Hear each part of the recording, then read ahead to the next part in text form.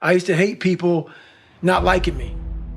One of the hardest things in the world for me at a young age was, my God, I just want to fit in. I want to fit in. I want you to like me. So that's a horrible place to be in life because you lose yourself. When you want to fit in with people so badly, normal people, no better than you, you'll do whatever you can to fit in. And that's a bad place to be. You lose yourself in trying to create a character that other people will accept. That's where I found a lot of joy, man. This is God. This is me. I'm still working on myself. Take it or leave it. You don't like me? Take a number and get in line, man. Only thing gets me mad nowadays is that so many people die with untapped potential because they think that someone else is better than them. And they were born not with the greatest tools. You need the ability to grind your ass into a fine powder. And when you're in that fine powder, find a way to build that back up repeatedly. And it's possible. If you want to be great, you want to be best ever at what you do, you can be misunderstood by everybody because you're going to be so obsessed and so driven to get there. That's what it takes. It takes every second of your life. Anybody says balance? Yeah, balance is important for a lot of people. It is. But if you want to go to that edge where people do not like you, don't understand you, question everything you do, you've arrived. When you are misunderstood to the point where people think you're psycho and you're nuts and you're this and that, why are you in the gym at 1 o'clock in the morning? You just got through doing an op for 13, 14 hours. What's wrong? You will never understand what is wrong with me. And that's why I'm so glad you don't, because I'm in the right spot. When people don't understand you anymore, you're in that spot of obsession and drive where people are like, what is wrong with this guy? I don't want to talk to you, man, because you're not going to get it. I don't want you to get it. The woe is me mentality. It's too hard. Life isn't fair. These things in life are not easy for me. You look to your left, you look to your right, and you start to judge yourself off other people. Like if you're a female, well, she's skinny and she doesn't work out as hard as I do. And everything starts to corrupt your mind. You start to look around too much at other people and what they're doing, and that starts to corrupt your own dialogue. We are judging ourselves against too many people. You have to judge yourself against yourself. And that's the one thing I started learning, man. This isn't a race against me and Rich Roll. This is a race against David Goggins and David Goggins alone. And once you can silence all that outside interference and things that are attracting your mind to everything, you can then start to grow in realizing I'm stressed out for no reason. This is my own little race. This is my own timeline. And this is how I'm going to run it.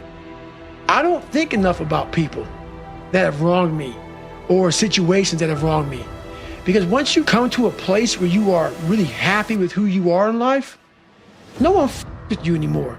You know, like I used to be so hurt by everything in the military, and if someone did something or said something, like, man, I have overcome so much. I'm just in a really good headspace right now. My headspace, I own it. A lot of people own other people's headspace. They're more caught up in what other people think about them than how you feel about your own personal self. So a lot of people have their brain and their mind on rent to a whole bunch of motherfucking world. I am paying rent on my own headspace. I finally put a down payment on it, and I'm making payments every daggone day on my own brain. One thing about life, it is very unpredictable. But one thing's for damn sure, people are very predictable. So what that means is you can prepare for the assholes of this world. So we are teaching right now anti-bullying. We're trying to change anti-racist. We're trying to change bad people.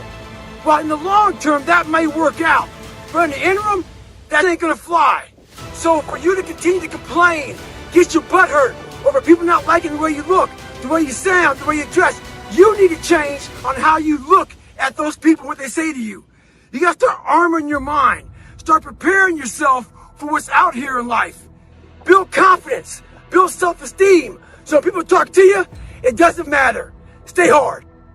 October 31st, I put a video up and it showed my leg with a lot of edema. I got a lot of bad comments on that. A lot of hate came out of that thing, man. That I'll never run again. There's a good chance I wasn't going to. But I thought about it for a long time. And they had this stuff out there called Calm. Before you go to sleep, you play it, ocean waves, birds, waterfall, thunder, all that. I made a Goggins remix of All You Talking. I put that motherfucker to bed. Woke up refreshed, ready to kick ass. A lot of people who are hearing this right now might get motivated from my story or something I said, and they may want to go out and start running. They may put their running shoes on and they may make it to a quarter of a mile like I did the first time. And at a quarter mile, you may be winded and extremely exhausted. And you may never want to run again. And your motivation may be gone because it hurt real bad. But a lot of you who are hearing this will go way beyond motivated, and they will find a drive and a passion and an inspiration and an obsession. And when you start saying words like obsession and drive, you become a person that many people don't understand who you are anymore. You become a person that people want to put a title on of you're crazy or you're just, what's wrong with you, because they can't understand what is driving you.